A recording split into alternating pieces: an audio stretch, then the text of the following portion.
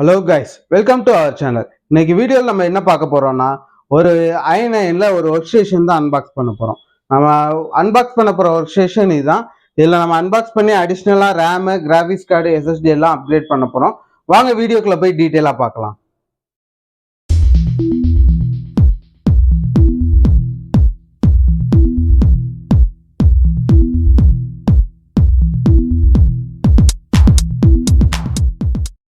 இன்னைக்கு நம்ம அன்பாக்ஸ் பண்ண போற லெனோவால உள்ள ஒர்க் ஸ்டேஷன் இதுதான். இது லெனோவால என்ன மாடல்னு பார்த்தோம்னா, திங்க் ஸ்டேஷன்ல P3 tower work station.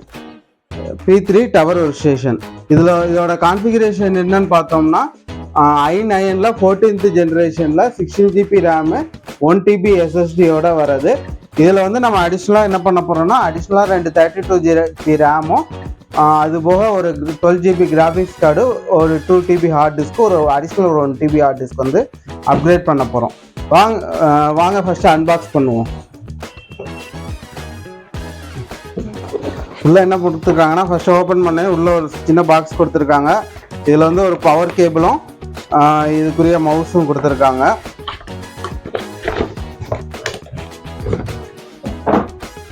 Next of all இதுக்குரிய லெனோவா கீபோர்ட் கொடுத்துருக்காங்க.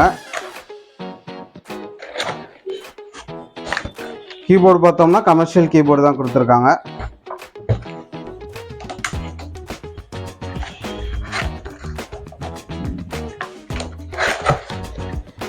இது பார்த்தோம்னா ஆக்சுவலாக i9ல AI ரெடி ப்ராசஸர், அதனால இந்த கீபோர்ட்லையுமே நமக்கு வந்து இங்கே கோ பைலட் ஷார்ட்கட் அசஸ் பண்ணுறதுக்குரிய பட்டன் வந்து கொடுத்துருக்காங்க.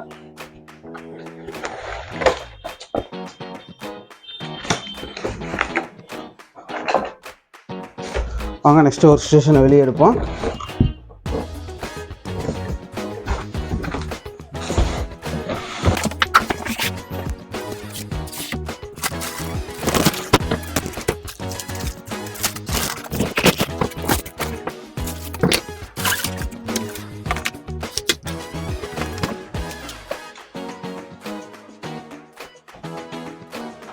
இதுதான் நம்ம இன்னைக்கு யூஸ் பண்ண போகிற ஒர்க் ஸ்டேஷன்.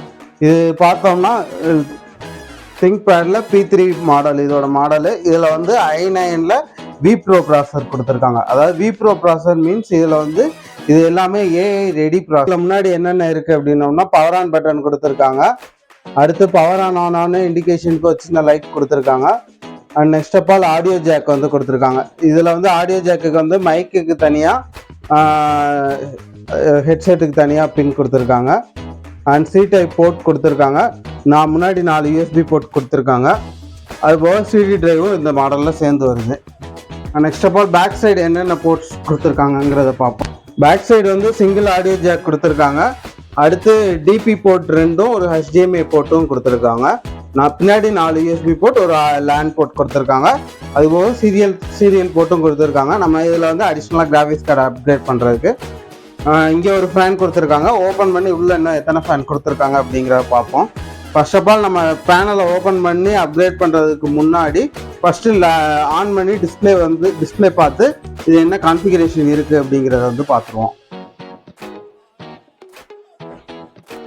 இதில் ஆக்சுவலாக விண்டோஸ் ஒரிஜினல் OS சேர்ந்து வராது. இதில் வந்து டாஸ் தான் வரும். நம்ம OS வேணால் தனியாக தான் அப்கிரேட் பண்ணிக்கிற மாதிரி இருக்கும்.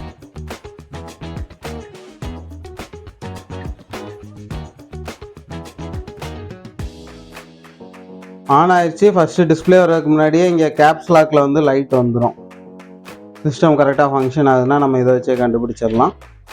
இப்போ ஆன் ஆயிடுச்சு. இப்போ ஃபஸ்ட்டு டிஸ்பிளே உள்ளே போய் பயாஸில் போய் என்ன கான்ஃபிகரேஷனில் இருக்குது அப்படிங்கிற பார்ப்போம்.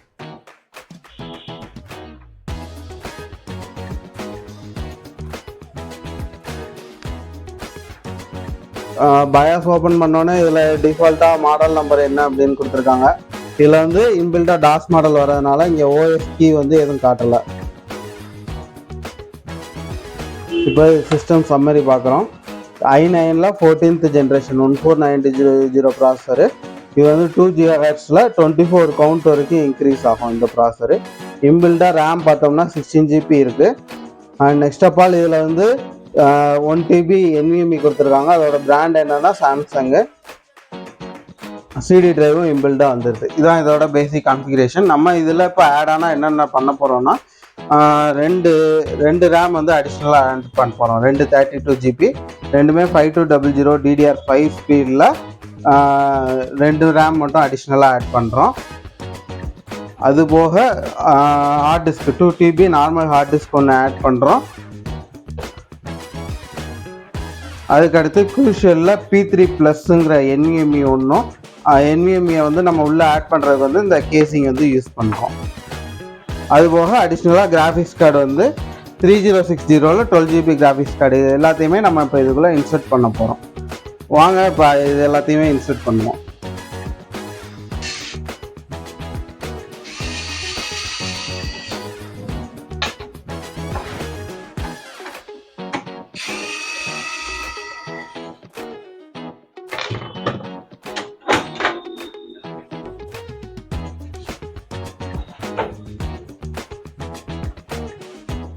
ஆக்சுவலாக இது ஒர்க் ஸ்டேஷன், இது வந்து ஆக்சுவலாக 24x7 யூஸ் பண்ணுற மாதிரி தான் டிசைன் பண்ணியிருப்பாங்க.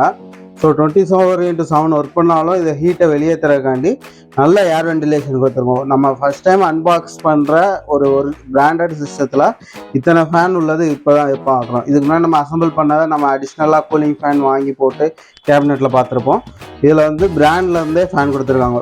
எத்தனை ஃபேன் கொடுத்துருக்காங்கன்னா 1 2, இங்கே ஒரு ஃபேன் கொடுத்துருக்காங்க, இங்கே ஒரு கூலிங் ஃபேன் கொடுத்துருக்காங்க, அதுபோக இங்கே முன்னாடி ஒரு கூலிங் ஃபேன் கொடுத்துருக்காங்க, அதுபோக CPU ஃபேனு, இது போக அடிஷ்னலாக SMBSக்கு ஒரு கூலிங் ஃபேன் இருக்கும். இப்போ நம்ம அப்டேட் பண்ணுறதுக்கு ஃபஸ்ட்டு இந்த ஃபேனை ரிமூவ் பண்ணுறோம்.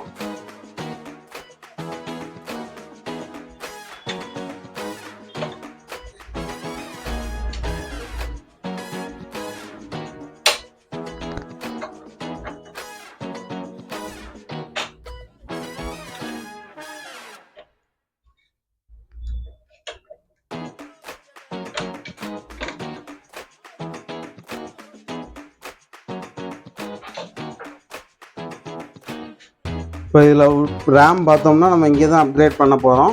ஸோ நம்ம ரேம் அப்கிரேட் பண்ணணுன்னா ஃபஸ்ட்டு CD டிரைவை கலட்டிட்டு தான் ரேம் வந்து அப்கிரேட் பண்ண முடியும்.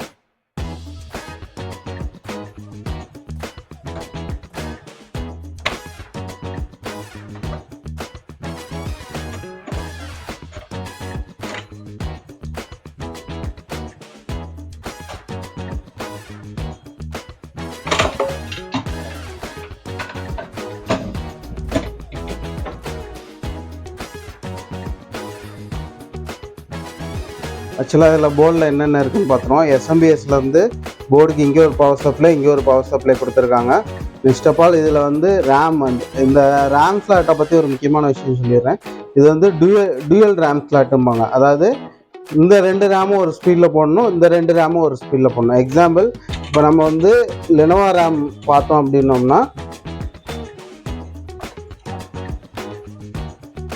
இன்பில்டாக ஒரு 16 GB ரேமோட ஸ்பீடு என்ன அப்படின்னு பார்த்தோம்னா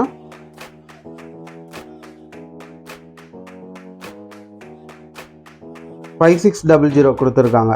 இப்போ நம்ம அடிஷ்னலாக ஆட் பண்ணுற ரேம் வந்து இப்போ இது வந்து ப்ளூ கலர் ஸ்லாட்டில் இருந்துச்சு, இதுலேயே ஆட் பண்ண போகிறோம் அப்படின்னோம்னா 5600 தான் வாங்கணும். ஆனால் இந்த 2 ஸ்லாட்டில் அப்கிரேட் பண்ணுறது வந்து வேறு ரேம் ஸ்பீடு வந்து அப்கிரேட் பண்ணிக்கலாம்.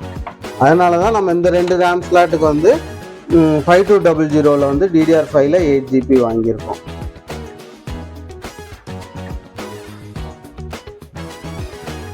இப்போ இந்த ரேமோட ஸ்பீட் பார்த்தோம்னா 5200. இப்போ சப்போஸ் நம்ம இதில் இன்னொரு ரேம் ஆட் பண்ண போகிறோம் அப்படின்னோம்னா இந்த ப்ளூ கலரில் ஆட் பண்ணும்போது நம்ம 5600 தான் கம்பல்சரி வாங்கி ஆகணும்.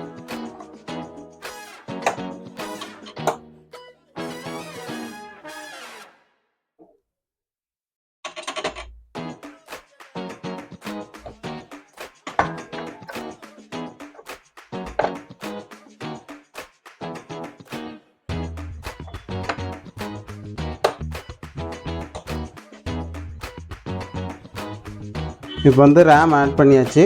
நெக்ஸ்ட்டு பார்த்தோம் அப்படின்னோம்னா நம்ம இதில் வந்து ஹார்ட் டிஸ்க் ஆட் இங்கே இந்த ஸ்லாட்டில் தான் ஹார்ட் டிஸ்க் ஆட் பண்ண போகிறோம்.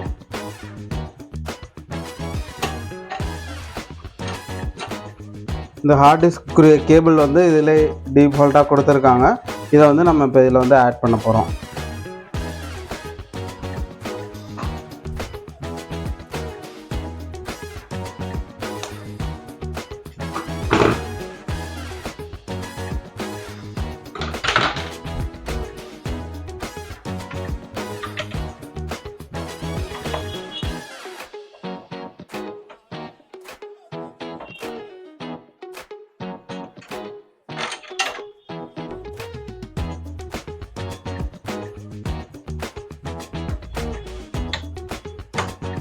இதெல்லாம் எதுக்காண்டி ஃபஸ்ட்டு ஆட் பண்ணுறோம்னா, இப்போ நம்ம இந்த இடத்துல இந்த இதெல்லாம் ஆட் பண்ணதுக்கப்புறம் இதெல்லாம் நமக்கு கொஞ்சம் ஆட் பண்ண டஃப்பாக இருக்கும். அதனால் ஃபஸ்ட்டு ஆட் பண்ணிவிட்டு நம்ம இந்த கேசிங்கை வந்து க்ளோஸ் பண்ணிக்கிறோம்.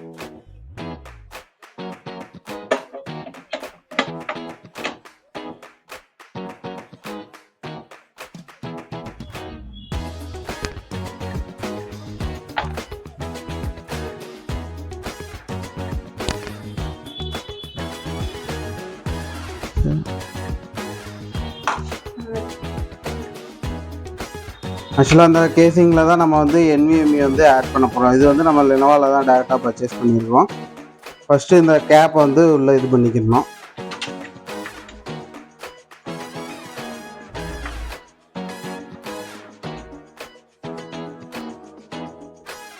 ஃபிட் பண்ணிட்டு நம்ம ஃபஸ்ட்டு NVMe எடுத்து இதில் ஃபிக்ஸ் பண்ணிக்கணும்.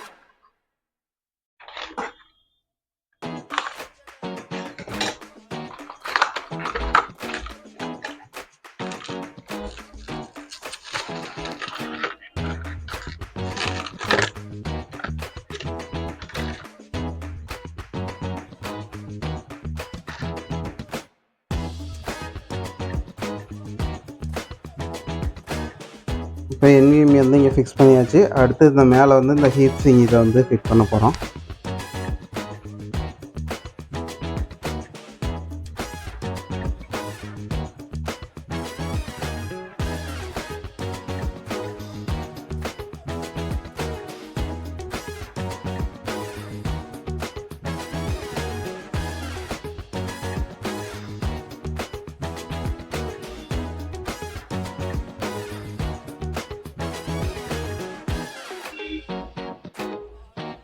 லாக் பண்ணியாச்சு. இப்போ நம்ம NVMe வந்து போர்ட்டில் ஃபிக்ஸ் பண்ணி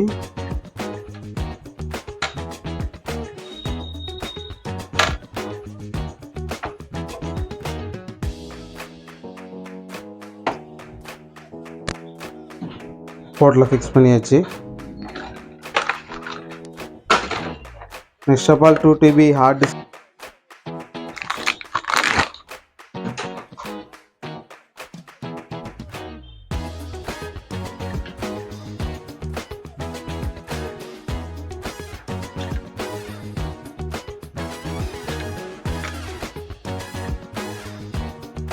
இந்த ஹார்ட் டிஸ்பிளேல கரெக்டாக ஃபஸ்ட்டு நம்ம ஹார்ட் டிஸ்கை ஃபிக்ஸ் பண்ணிக்கணும்.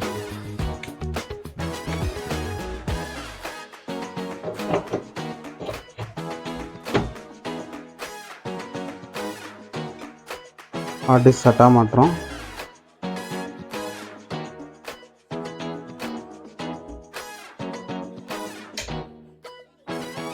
நெக்ஸ்ட்டு ஹார்ட் டிஸ்க்கு பவர் கொடுக்குறோம்.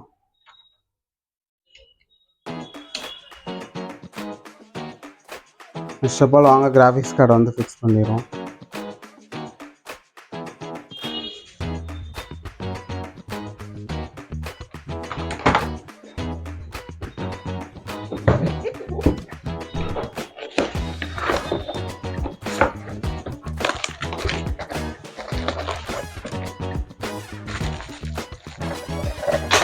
கிராஃபிக்ஸ் கார்டு பார்த்தோம்னா நம்ம டூயல் ஃபேன் கிராஃபிக்ஸ் கார்டு வாங்கியிருக்கோம். டூயல் ஃபேன் கிராஃபிக்ஸ் கார்டு வாங்கினோம்னா தான் இதுக்கு கொஞ்சம் காம்பேக்டாக இருக்கும். இதில் ட்ரை ஃபேன் வாங்கினோம் அப்படின்னோம்னா நமக்குள்ளே ஃபிட் ஆகும்போது கொஞ்சம் இடைஞ்சலாக இருக்கும்.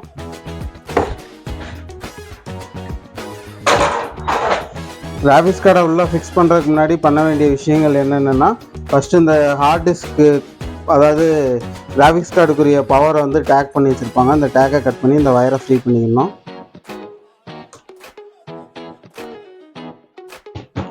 நெக்ஸ்ட் ஆஃப் ஆல் நம்ம ஹார்ட் டிஸ்க் இது மாற்றுறதுக்குரிய அந்த பேயை வந்து ஃப்ரீ பண்ணி விடணும்.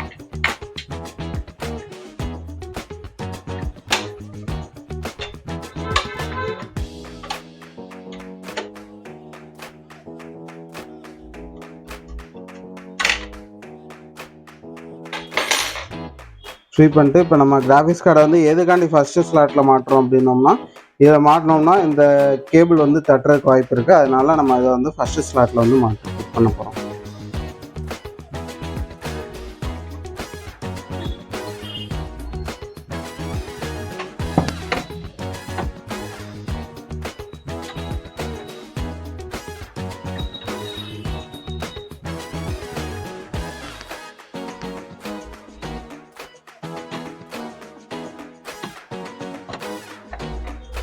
பாசிட்டிவ் இல்லை வரட்டும்.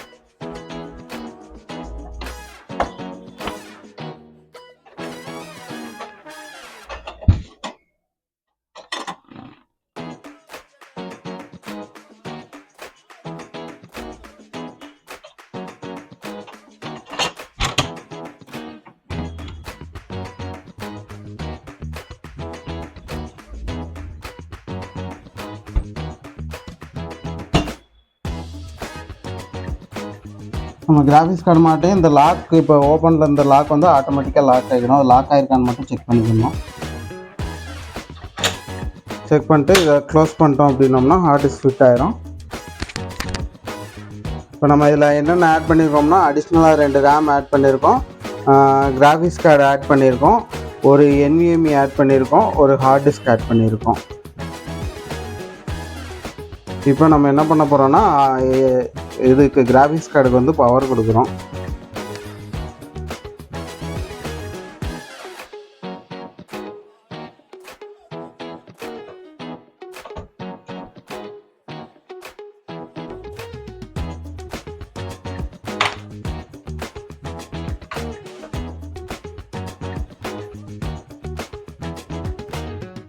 இப்போ நம்ம என்னென்ன ஆட் பண்ண போகிறோமோ எல்லாமே ஆட் பண்ணியாச்சு. ஃபஸ்ட்டு இது டிஸ்பிளே செக் பண்ணிவிட்டு இதில் அடிஷ்னல் ஃபேனை வந்து மாட்டுவோம்.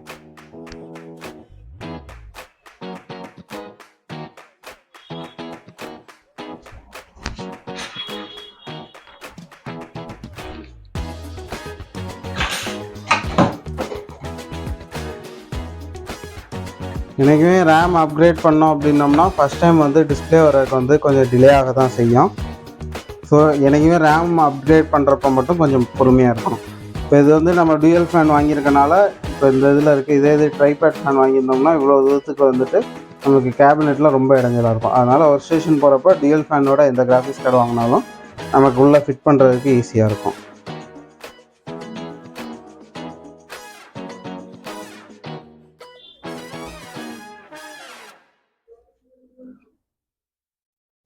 டிஸ்பிளே வந்துருச்சு.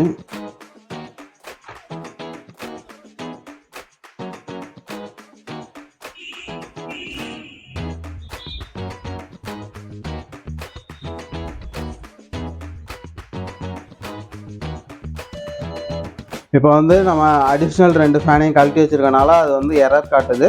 நம்ம அந்த ஃபேன் மாட்டினதுக்கப்புறம் என்ன பண்ணணும் அப்படின்னா, மாட்டினாலும் இந்த எரர் காட்டும். அந்த டைம் என்ன பண்ணணும்னா செட்டப்பில் போயிட்டு F9 கொடுத்து லோ டிஃபால்ட் கொடுத்துட்டோம் அப்படின்னோம்னா ஆட்டோமேட்டிக்காக அந்த எரர் போயிடும். இருக்குது i9 8190, அதாவது 80 GB ரேம் வந்து இப்போ காட்டுது. அதுபோக SSD சாம்சங் SSD டிஃபால்ட்டாக வந்து நம்ம அடிஷ்னலாக ஆட் பண்ணியிருக்க குரூஷியல் SSD. ஹார்ட் டிஸ்கில் வந்து Toshiba 2 TB ஹார்ட் டிஸ்க் ஒன்று ஆட் பண்ணியிருக்கோம். நம்ம ஆட் பண்ணது எல்லாமே இங்கே பயாஸில் வந்து அப்டேட் ஆகிடுச்சு. ஸோ நம்ம ஆட் பண்ணது எல்லாமே சக்ஸஸ்ஃபுல்லாக ஒர்க் ஆகுது. இப்போ நம்ம இதில் OS நமக்கு வேணுங்கிற OS இன்ஸ்டால் பண்ணி நம்ம இந்த ஒர்க் ஸ்டேஷனோட பெர்ஃபார்மன்ஸை வந்து நல்லா யூஸ் பண்ணலாம். வாங்க ஃபஸ்ட்டு இந்த அடிஷ்னல் ஃபேனை ஆட் பண்ணி அந்த எரர் திரும்ப வருதா வந்துச்சுன்னா அதை எப்படி ஓவர் கம் பண்ணுறதுங்கிற பார்ப்போம்.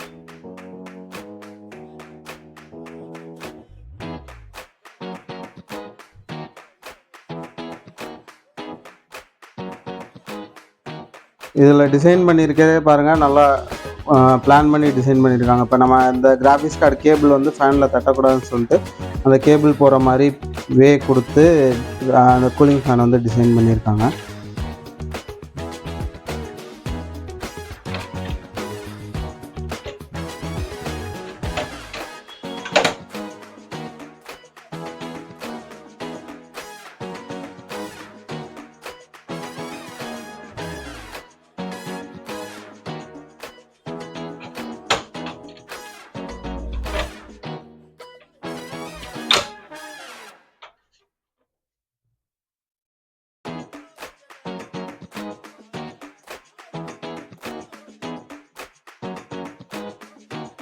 ஃபிக்ஸ் பண்ணிவிட்டு ஆன் பண்ணுறதுக்கு முன்னாடி எந்த ஃபேன்லேயும் எதுவும் ஒயர் தட்டுதான்னு 1க்கு 2 தடவை நல்லா செக் பண்ணிவிட்டு ஆன் பண்ணோம். இப்போ ஃபேனை ஃபிக்ஸ் பண்ணிட்டோம்.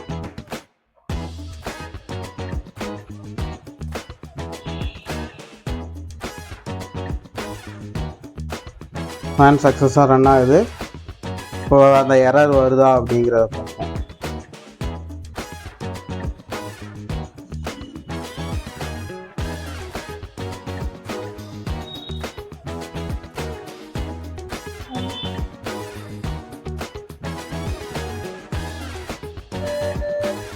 ஸோ ஃபேன் மாற்றினதுக்கப்புறமும் எரர் வருது. இதுக்கு என்ன பண்ணணும்னா F1 என்ட்ரு கொடுத்து F9 கொடுத்தோம்னா ஃபேக்ட்ரல் டிஃபால்ட்டுன்னு இருக்கும். இது கொடுத்துட்டு F10 கொடுத்து சேவ் பண்ணோம்னா இப்போ சிஸ்டம் ஆஃப் ஆகி ஆன் ஆகும். ஆன் ஆகும்போது திரும்ப அந்த எரர் வராது. ஆஃப் ஆகி ஆன் ஆகுது.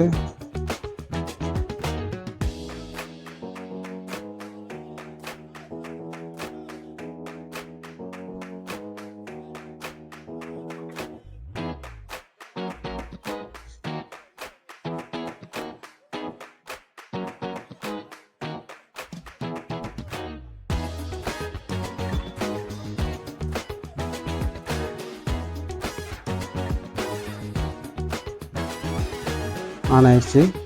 இப்போ அந்த ஃபேன் எரர் காட்டாது. ஃபேன் எரர் காட்டல. ஆப்ரேட்டிங்கில் நீங்கள் பயாஸில் போகிறீங்களா, என்ன பண்ண போகிறீங்க அப்படின்னு சொல்லி இப்போ ஷட் டவுன் பண்ணால் பவர் பட்டன் ஆஃப் பண்ணி ஆன் பண்ணிக்கோங்க அப்படின்னு சொல்லி டிஸ்பிளே மெசேஜ் மட்டும் காட்டுது. அவ்வளோதாங்க இந்த ஒரு ஸ்டேஷன்.